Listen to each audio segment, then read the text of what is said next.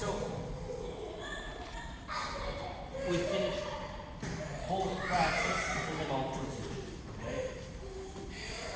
So one thing that I like to do to keep the mount is that I always try to squeeze my knees together, and not only the knees but also the heels and my toes. Okay? If I'm still focused on keeping the mount, I won't put my toes on the mat yet. Okay? I use my toes on the mat only when I am confident of my base, only when my opponent under me is not moving so much and I need to move myself, and I need especially to get up and come higher in the high mount. Okay? If I'm still keeping the mount, this is what I do. Toes off the mat, knees closed, and heels and toes closed here, squeezed together. Okay? Why? Because now, with my head low, my base low, my chest low, if my opponent by any chance tries to breach and tries to move, he will have a hard time shrinking and opening my knees because I'm squeezing them together. And every time that he gets his hips up, I will cross, not my feet, not completely my feet, because these might be uncomfortable for me when he gets his hips down. No, this is uncomfortable. Just the tip of my toes. Okay, it's going to work as a lock the same way. It's not uncomfortable for me, and it gets really, really hard for the guy under me to move. Okay, so I just try to keep this strength of my knees closing together, my toes closing together, my toes off the mat, chest low, my base low. If by any chance the guy tries to breach and tries to move or tries to do, I will cross my toes, only the tip of my toes here. And then the guy gets himself in a really bad position, uncomfortable, because his hips are not touching the mat anymore. He won't be moving as much as he would if he had his hips free, and I will have a lot of control.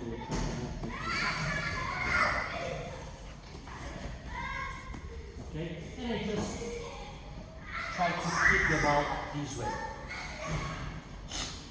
I normally do this, especially when I get to the mount, because especially if you're in a hard spar, in a hard fight, once you get to the mount position, obviously the first reaction of the ground bottom is to try not to accept the points and to try to move, to try to repair at least some kind of guard in the first 5-10 seconds. After that, his energy gets lower, and even his how do I call it? Mental state. Yeah, his mental state goes like this. Okay, so we keep the mount this way. Let's just repeat this exercise a little bit. We try to close our knees together. We try to close our toes and our heels together, and we let the guy on bottom move a little bit. We just need to try to move. We just try to get to this position where my toes are crossed, if you guys see here, and we try to keep them up. The guy on bottom, underneath, can try to move, can try to do anything, and I just want to keep them up all the time, closing the knees together, and with my toes closed, and one on top of the other after the guy gets his hips up. Okay? Just to start. Let's go. Go. So we have two main positions of two positions where we have most control in Jiu-Jitsu, which are the mount and the back thing, okay? With the hooks. But the mount is a very particular one because it takes, especially for smaller guys, it takes some time to get good at it and to learn how to control it and how to attack from the mount effectively, okay? So the first thing is to keep it. That's why I made sure to show you guys this exercise because it's really important when we get to the mount that we are not in a hurry, you know.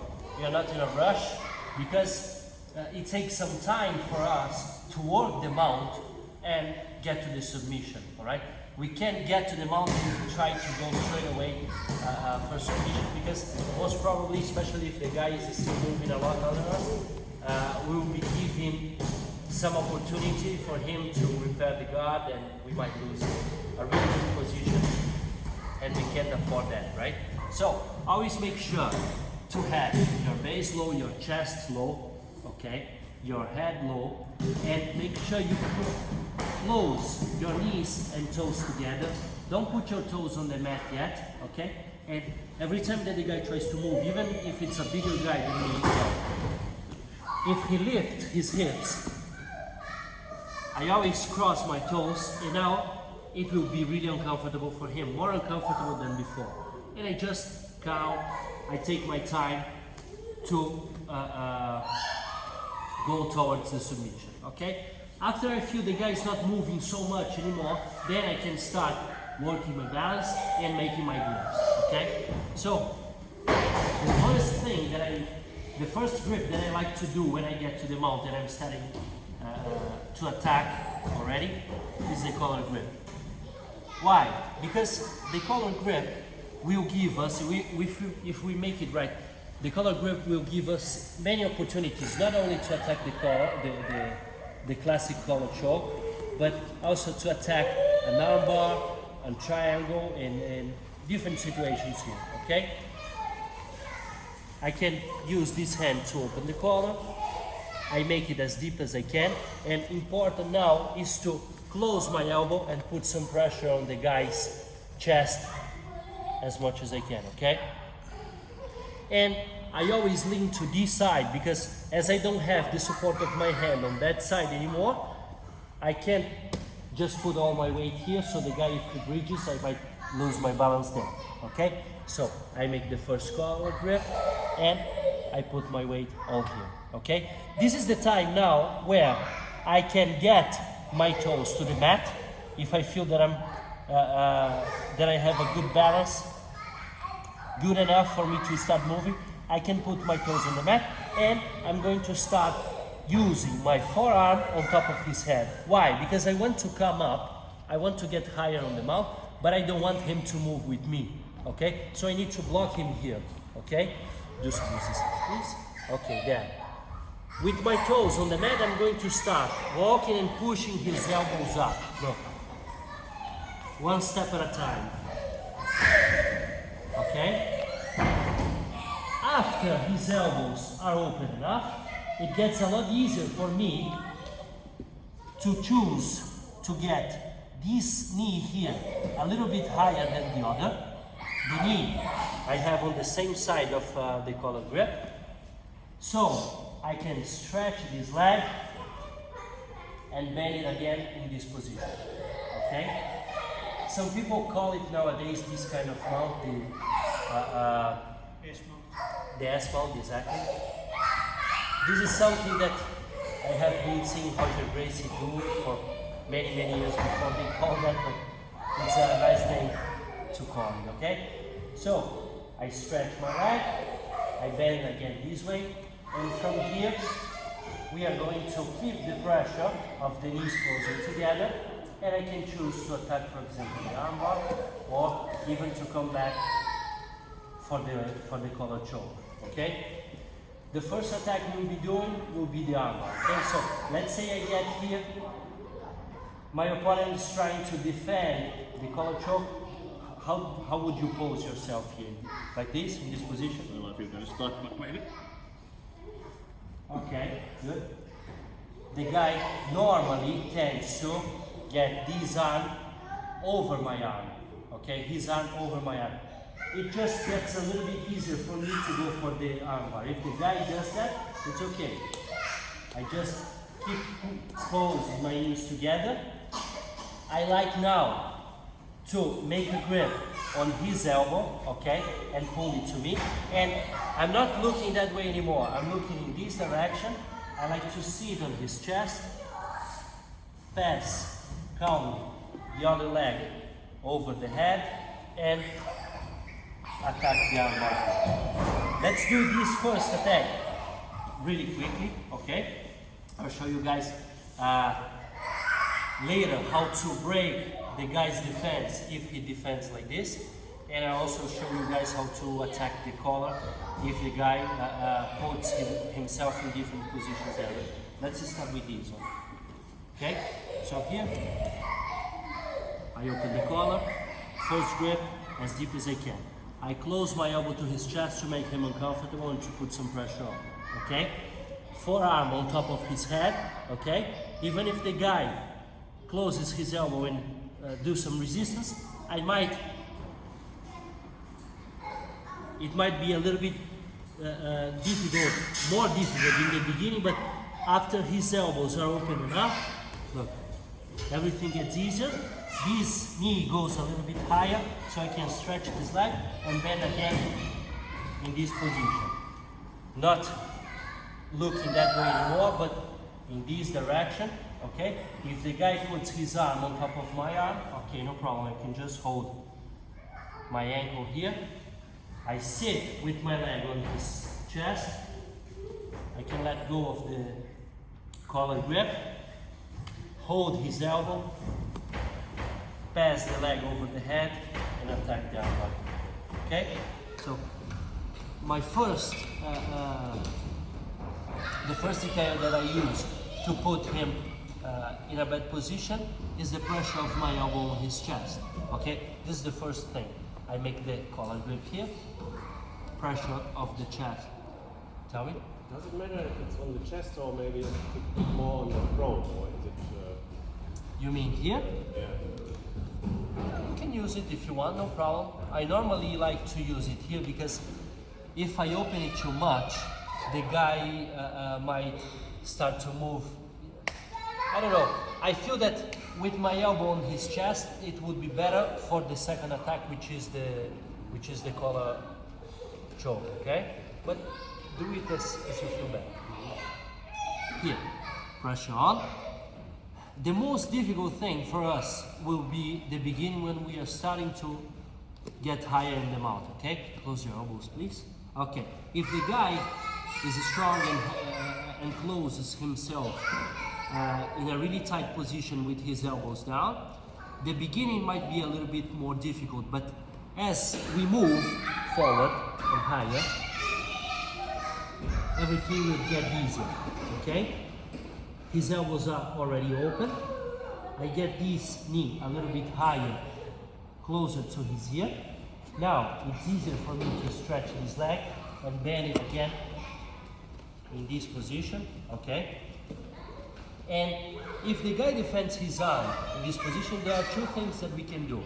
The first one, after we get here, if I feel that I can pull his elbow enough, and if he bends his wrist, let's say that if you guys can see that he bends his wrist here, if this happens, if I can feel that his wrist is bent, I know that his grip is not strong enough, okay? Because the guy's wrist is only strong if it's straight, okay? If by any chance he bends it this way or another, I know that the grip won't be enough to defend my attack, okay? Try to do some resistance. Look, if the wrist is bent, all I need to do is to have a grip here on my collar, stretch it, I will have the arm free, and I do the same thing again to attack the arm, okay? This is the first thing.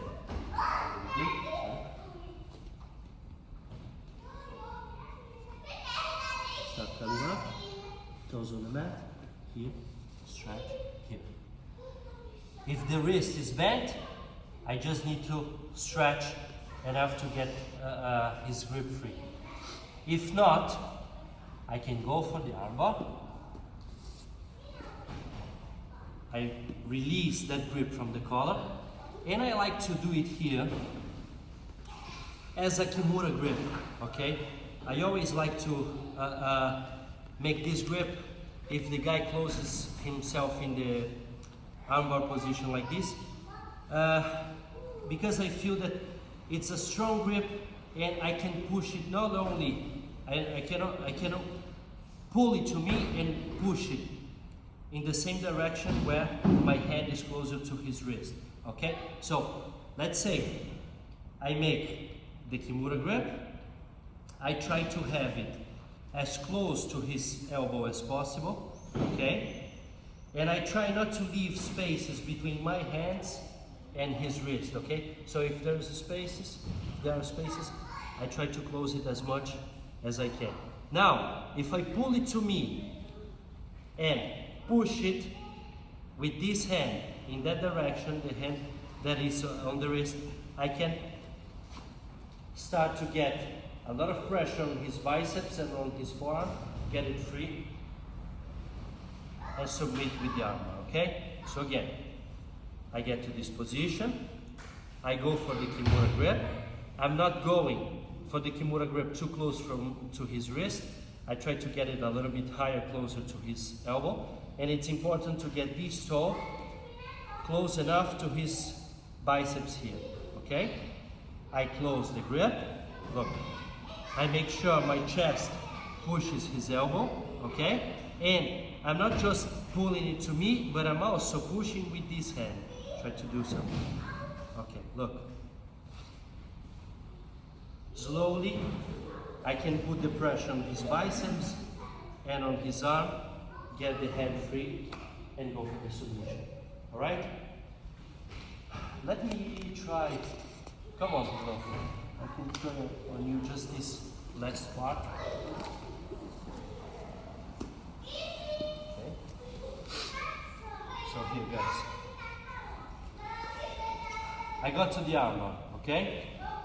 First thing, I'm trying to close the Kimura as tight as I can here on his forearm and on his biceps, okay? So, this hand, my thumb gets closer to his elbow, okay? This hand not too low, but closer to his elbow. And I go for the Kimura grip. No spaces between my hands and his forearm, okay? I try to make it everything tight and close. Now, chest on his elbow, try to resist. I pull it to me and I push with this hand here in that direction, in his leg's direction.